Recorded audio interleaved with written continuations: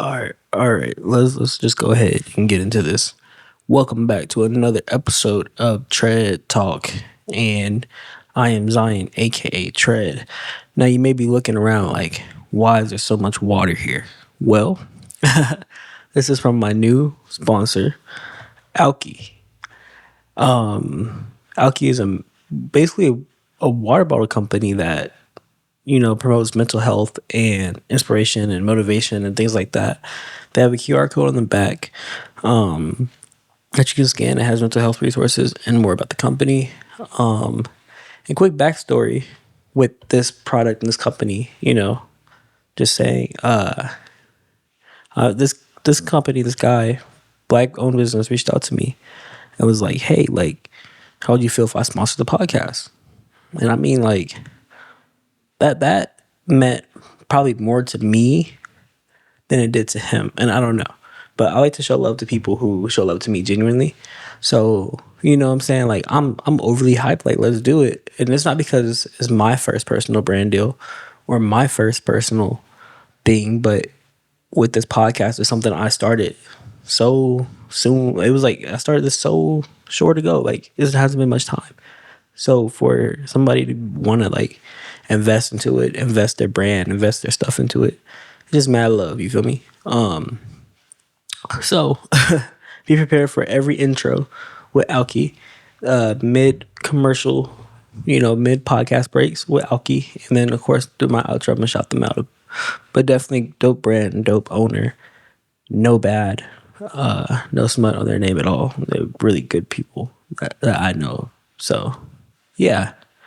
But all right, man, let's go ahead and just get into this podcast. If y'all are looking, my hand look kind of dehydrated. It's because I got a tattoo on my hand. I got a tree. And I feel like a lot of times in the corporate world, people are like, oh, you're not, you shouldn't get that. Or, oh, you shouldn't do this because you're going to be judged. And I feel like it's 2026. We can get hand tattoos. I mean, obviously there's certain tattoos that you're going to get judged for. Your teardrop, your face, you're going to get judged for something offensive. I mean, yes, but ultimately y'all be saying what, your body, your choice. Same with tattoos, your body, your choice. I don't think you should be judged because of that. I genuinely don't. But crazy story with this tattoo is that I went to get this tattoo.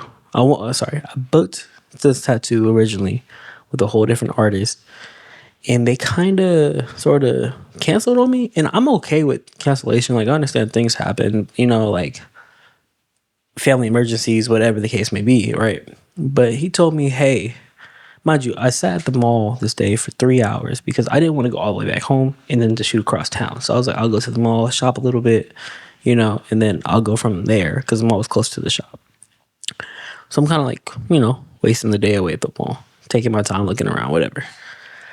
30 minutes before, he's like, hey, I can't do it right now. Can we do it? Can we push back till later? Because I have friends coming into town, my friend and his wife coming into town, and I want to get them tatted. I told him I'll tat them.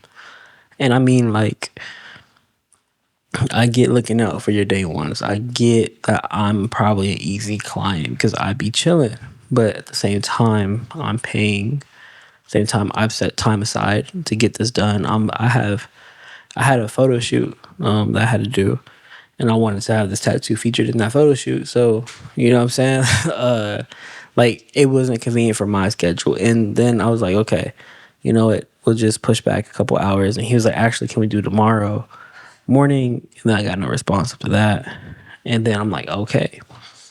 So I ended up, while I was at the mall, went to the tattoo shop in the mall, and I try to avoid those because a lot of tattoo artists be taxing. And I get, like, it's art. I try to respect that it's art. And come as a videographer, I know art is art. But, art, their time, the shop fees, all that stuff. So, like, I get it. My quote was like $50 more than what he quoted me originally. So I was like, you know what? Let's just do it. Came back the next day, got it done. Actually, I love it. It's dry right now. I need to put some lotion on it. It's like day 3 or 4. So yeah. My bad, y'all. Hate to be texting on the pod, but dealing with some stuff. Um, yeah.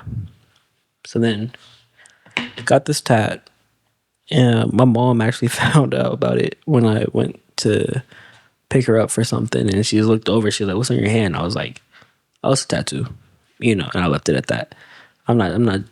I'm not about to, justify myself these days. I'm not about to explain myself. So yeah. But let's get into it. Speaking of professions and money and things like that, this lady and man, terrible idea, spent $10,000 on a baby shower. Right? It's not just 10,000 on a baby shower. I mean, hey, if you got it, you got it. But they spent $10,000 on a photographer to do their baby shower. Now I'm thinking like, number one, I'm a photographer. You could just call me, but it's cool. But ultimately, and it was not they spent the money. It was not they spent the money and they were unhappy with the results. So now it's like a lot of just gray areas. Like one, why you spend that much? Two, not happy with the results. The work wasn't good in my opinion, what I saw. But I mean, why are y'all spending that much money on a baby shower? If it was me, I'd rather put that same 10K into like stocks for my kid, or like like some type of like fund, that could just sit there and they can get it when they're 18. It's accumulated, some interest over time, things like that. But that's me. I don't see the big point in baby showers unless it's like for. I mean, obviously, like women want to be celebrated, and it's like a good farewell before you go into labor, all that stuff. Like I get it, but it's like the kid ain't there to enjoy it. Like I don't know, like, and maybe I shouldn't speak on it because I'm a man, but I just feel like baby showers are not overrated because I see the importance of everybody coming together. And the way I was introduced to baby showers growing up was like, you kind of everybody brings like gifts for the baby, like diapers, wipes, like just the necessities, because you're gonna run out of that stuff so fast when you have kids. So if I'm having a baby shower, I just want everybody to bring stuff that I know I'm gonna need: wipes, diapers. If someone wants to donate a stroller, buy a stroller, you know what I'm saying? Like car seats, like stuff like that, little clothes, like buy me stuff for the kid, but I'm not spending all this money on the whole party itself. I mean, like, yes, there would be nice things, but like 10K on photography, y'all kind of shot yourself in the foot. You feel me? So yeah. I don't know. I just couldn't do that. I couldn't do that. I couldn't do that. No. I recently, thinking of other things I can't do, I had a clip go viral again. Valentine's Day clip where I asked a girl to be my Valentine's. And I would just say that I will no longer, for the history of Valentine's, ever have a Valentine's again, because it just never ends good for me. The girls who are always my Valentines, they end up tripping. And I mean, like, not a day, it's like a week after. Like, it just goes nowhere. Now I didn't celebrate this day with you. Kind of like for no reason. You know what I'm saying? That's this time, money, energy for no reason. So, unfortunately, I will not be having another Valentine's. I refuse to. I refuse.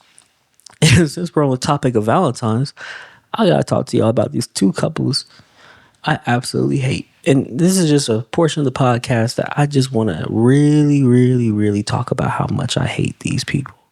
It's two couples, right?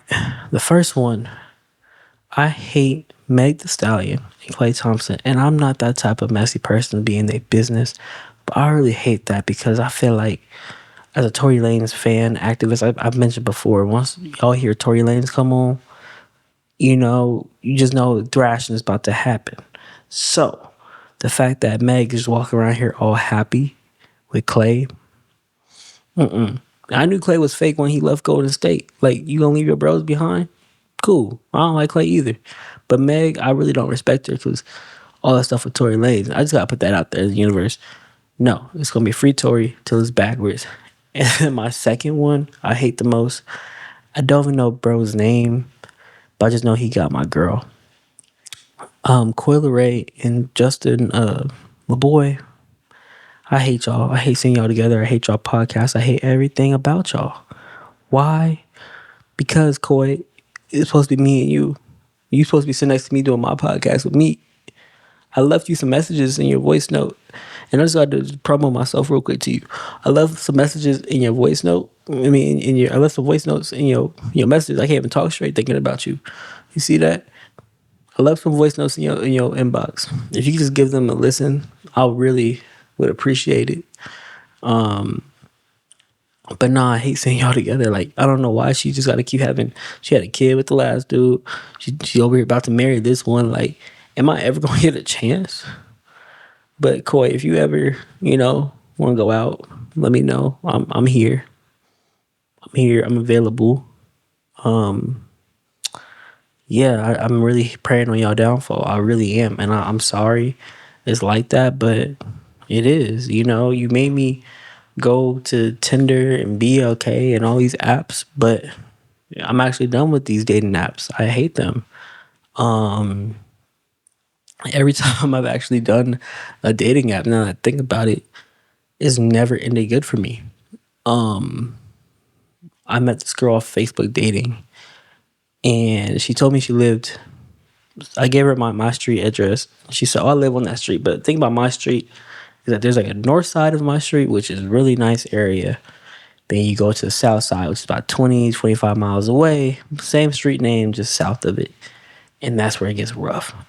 So she said, "Oh, I live over near there." She lived on the other side. And I'm not judging nobody for where they live, how they live, nothing like that, right? But boom, just give y'all some context. I go down there and I pick her up. And it's the hood. And I'm sitting out there like, yo, if y'all can't tell by now, I'm a suburb guy. I'm a really suburban type of guy, I'm not scared. I just prefer not to go. You know what I'm saying? I'm just throwing it out there. So I pick her up. Shorty gets in my car. She smells like Black and Milds, alcohol, and just like heat. And it was cold in Vegas at this time. So like I'm really confused. Like how you smell like hot Black and Mild and hot alcohol.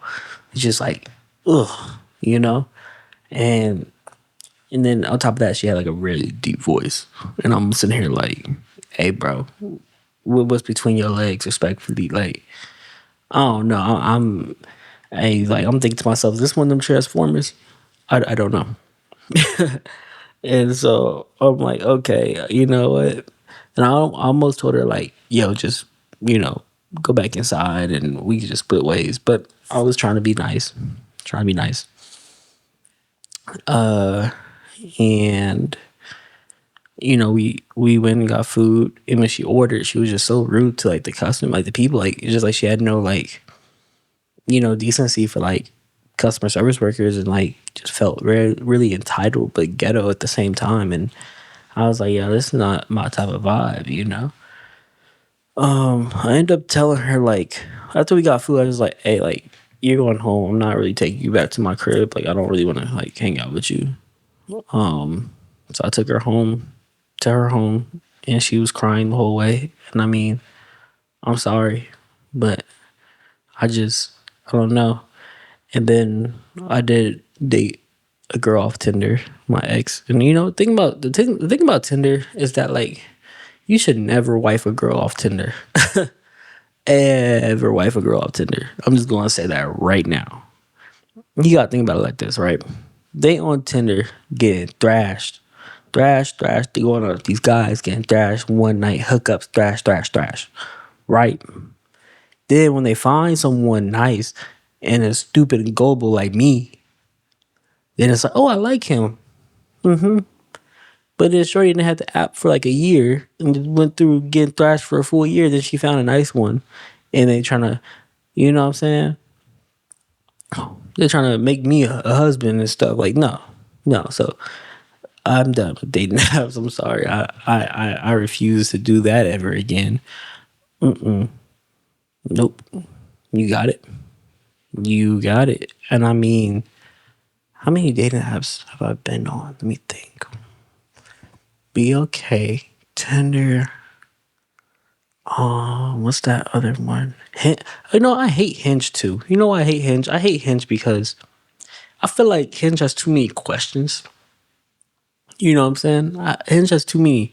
Too like I feel like I'm filling out a job resume or something when I'm like going on Hinge. Like I haven't even completed my profile because I'm not answering all these questions about myself.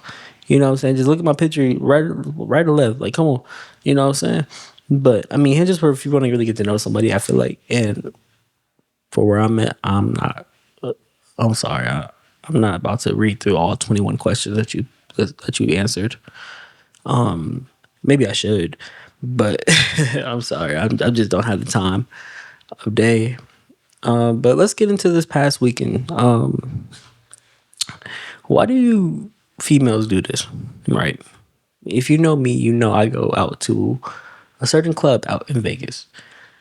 My friends, who I'm always with, who actually be on the podcast very soon, he goes to those clubs with me.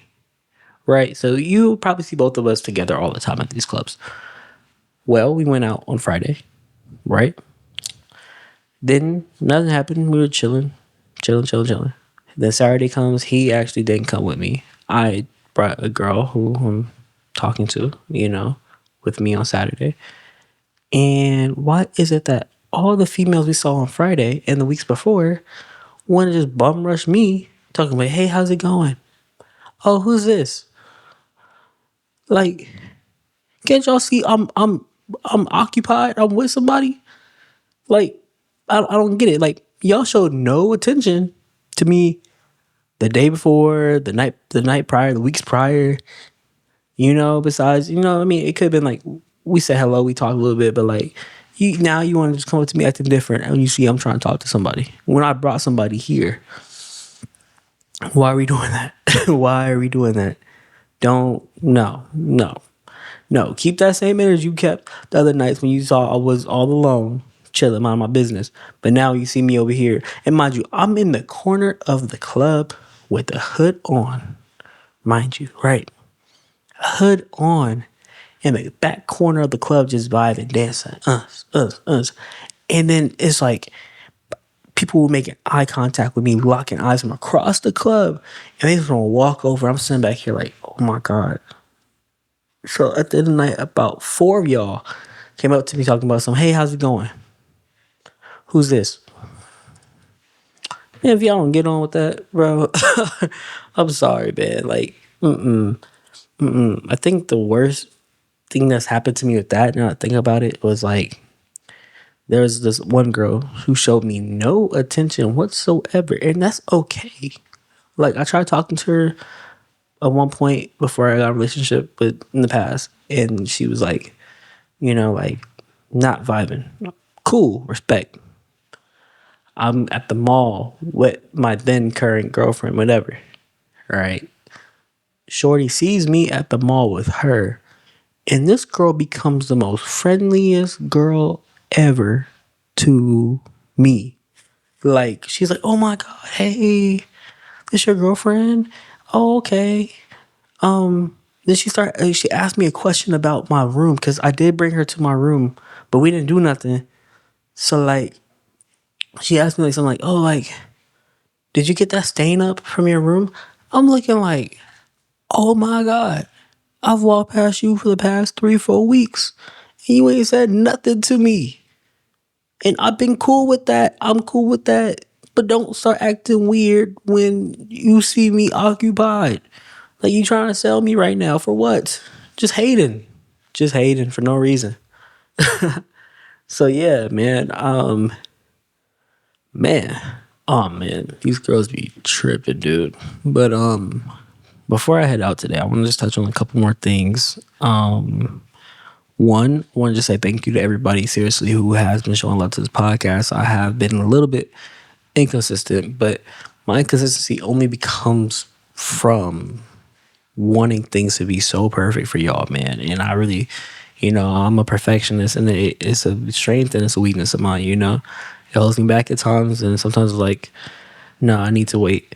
So, for example, if you guys look real quick, this up here is a mixer. Just bought that one. which can handle another microphone as well. When the time comes, I do have a co-host coming in to film some episodes. My homie, be a lot of crazy stories for y'all. I'm actually holding myself back right now from stories just so I can wait for him to be here to tell the stories. I did get a new podcast mic, and I love it. It sounds really good, really great. So yeah, I've been investing back into this, working on some stuff with the sponsorships, things like that. And I mean, I really see this going places. I love when people come up to me and be like, "Yo, bro, like your podcast is fire. Like your clips are fire," and the clips are what really do it, you know. But then Apple Podcasts, I mess with them. I mess with y'all so much because I don't know why these numbers keep going up on there. But I'm gonna let it rock. You know what I'm saying? But yeah, man. And it's kind of, you know, like everything I'm talking about, it leads into this next portion where it's like, I am a videographer, as you guys know, videographer, photographer. I've done a lot of freelance work. I've done freelance for the past, I would say my career has been 6 years. I'm young, but 6 years. And in the past, for the past 4 to 5 years, I was only doing freelance and just hustling, grinding, making connections, making my name known, you know, filming this, filming that, traveling the country on my own dime, even at times where, you know, I really shouldn't have been across the country because I'm waiting for deposits to clear, things like that. But I'm still taking these trips. I'm still doing things. I'm busting my butt, man. And lately, I feel like a lot of videographers, a lot of people have been, and I'm saying this as humbly as possible, like as humbly as possible, have been in my DMs, you know, or in my messages, like blowing me up, calling. Goes for anybody, friends, family, whoever. And people, it's like, and I'm gonna get real vulnerable with y'all real quick. I feel like a lot of people are only in my life a lot of times just to see what they can gain from me, or they're in my life for the perks of being around me. And you know, sometimes it's like, it's cool, like obviously, like, yeah, I work hard. I want to spread the wealth. I want to spread the you know, what is it to have all this stuff in the world and to have nobody to share it with? You know, I love, you know, going out with my friends and sharing these experiences and doing all this stuff. But at a certain point, it's just like, how much are people going to take from me? And then I have no, like, I'm not gaining anything from this type of relationship or this type of friendship or whatever the case may be. And I mean, like, sometimes it's a financial gain. Like, am I working with somebody who's a friend, who's also a client, you know, who we just work, they pay me, cool, I can respect that. But then when it's like the ones who are like vultures, you know what I'm saying? Like, they want to suck me dry because they want to have all my connections, my creativity, and my stuff. And I'm not saying like anything personal, is nothing like that. It's just like, how many people just hit me up just so, like, you know, like 9 out of 10 times I'm getting a call, it's about a camera. And these are people who are friends and stuff like that. So I choose to just choose my friends wisely. And I mean, I have no problem helping friends out when it comes to things like this. But every day when I get done doing what I'm doing, or the days I'm not doing nothing, and I get a call like, "Hey, you trying to do this real quick and do this?" And I'm like, for what? You know, like, I get tired, get burnt out. Like, all I do is do that. But lately, I feel like a lot of them have been reaching out extra and calling and things like that. And I mean, it's cool, it's great. But at a certain point, what I could tell any videographer, anybody, is like, you have to make your own connections. Your videography is a form of art, business, whatever. You can't look at somebody else's journey and say, you can't say I'm inspired to be like that or do like this, but you have to make your own connections, make your own, you know, like, experiences, everything. You have to go through the fire. You have to go through a lot of things on your own. You can't be looking for handouts. I know a lot of real talk experienced videographers and people who have more than me, who I worked with bigger clients than I have. These are all my friends. If anything, I'm looking for knowledge and insight when we talk, and they're looking for it for me too, because we both offer different perspectives on the same craft that we share. You know what I'm saying? But I'm never asking for a direct link, a direct anything. Like it's very mutually beneficial for. That's the type of like person I am when I have connections, and I honor my connections, and like I said, people who are a peer, like I honor that, and I like give them their space. You know what I'm saying? Like, but we're still good. And if anything, they call on me before I would ever really call on them, because that's the type of person I am. But yeah, so when it's not reciprocated, it's just kind of like, what in the world, you know? I've cut off family, man. I'm actually probably the most like isolated person in my family. There, like I will go when I say I won't talk to nobody for like 3 to 4 months, bro, and not blink and not realize 3 to 4 months have gone by. I'm dead serious. Like best family I've cut off for years, and I mean, I don't know. I just really am to myself. You know what I'm saying? I'm sorry if I have to get all vulnerable on y'all and stuff. Let me drink this water. But hold on.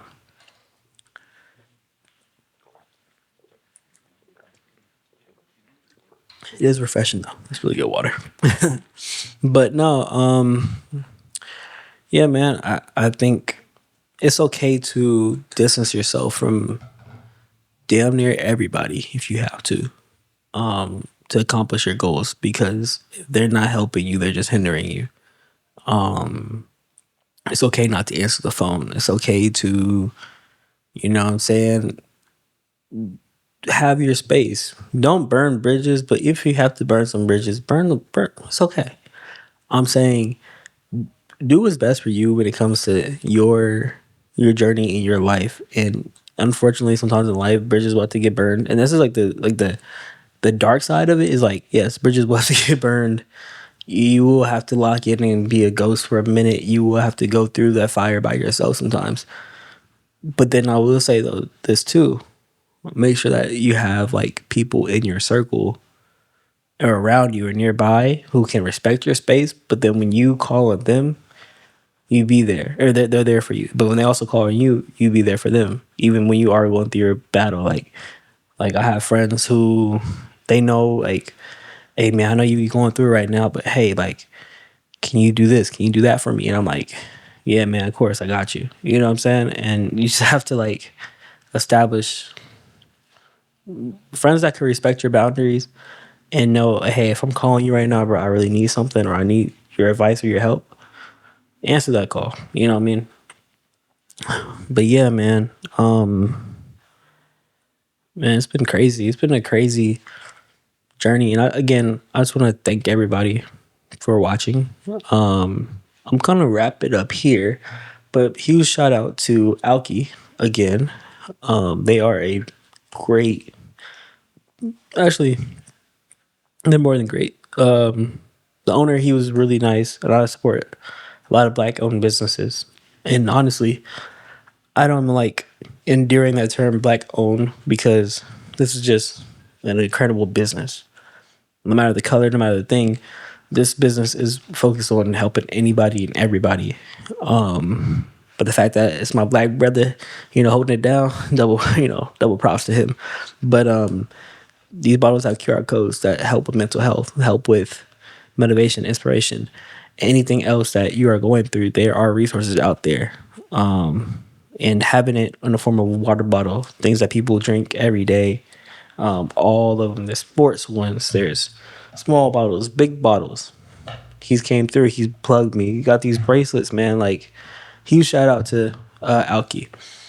But yeah, I'm actually gonna finish this. Last little swig. We're gonna call it a day. All right, y'all. Tread Talk. Like, comment, sub, Apple Podcasts. Hit that follow button for me. Leave a good, nice comment. Let me know how these clips are doing for y'all. I love y'all. Peace.